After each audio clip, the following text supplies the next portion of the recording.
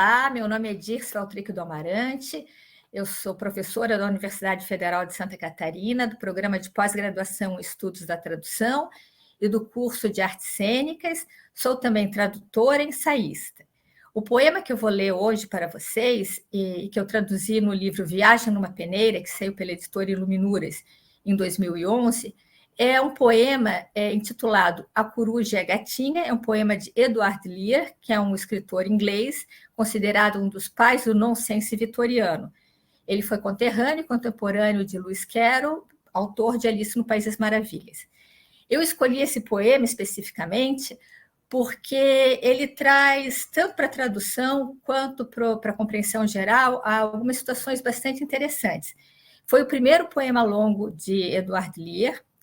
Ele também é considerado o poema mais conhecido em língua inglesa.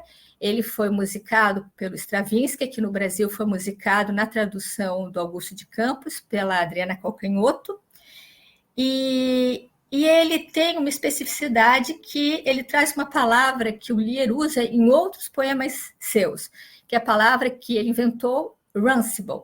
E runcible, o próprio Lear dizia que não tinha significado nenhum. Hoje a palavra consta no dicionário em inglês, e runcible significa uma colher e um garfo, uma mistura de colher com garfo.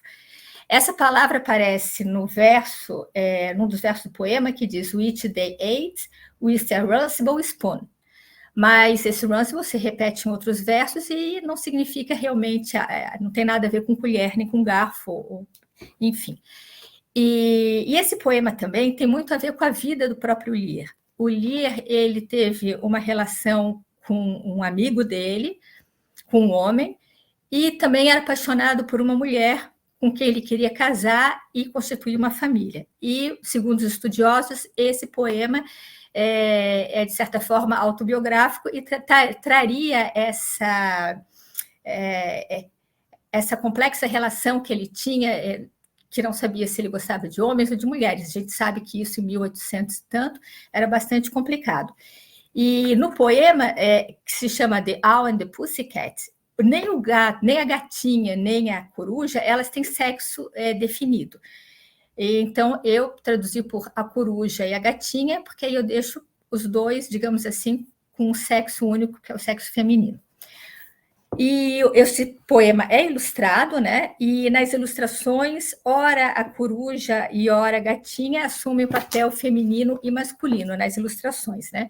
E é um dos poemas, é o poema mais otimista do Lear. E o poema diz o seguinte: A coruja e a gatinha. A coruja e a gatinha navegaram num lindo barco verde-limão. Levaram mel e dinheiro a granel, enrolados em nota de um tostão. A coruja contemplava a noite estrelada e, ao som de um violão, se pôs a cantar. Ó adorável gatinho, ó gatinha dourada, tu és a gatinha que eu vou amar. Amar, amar, tu és a gatinha que eu vou amar. A gatinha falou radiante: ó ave elegante, como cantas tão doce e tão bem. Vamos então nos casar, não devemos adiar, mas qual anel nos convém? Navegaram além da baía durante 1 ano e 1 dia, até a terra onde cresce o anis.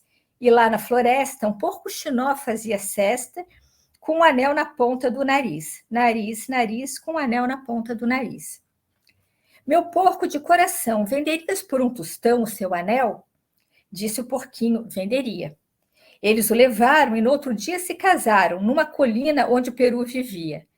Serviram-se de cogumelo e fatias de marmelo, comendo com uma colher esgolfiada, e de mãos dadas, nas encostas arenadas, dançaram sob a noite enluarada. Enluarada, enluarada, dançaram sob a noite enluarada. Esse era o poema. Eu traduzi runcible por esgolfiada, que também não significa absolutamente nada, mas é boa para rimar em português. A palavra esgolfiada, esgolfiado, e que eu usei em outras traduções de poemas de Lear, de minha autoria. É isso.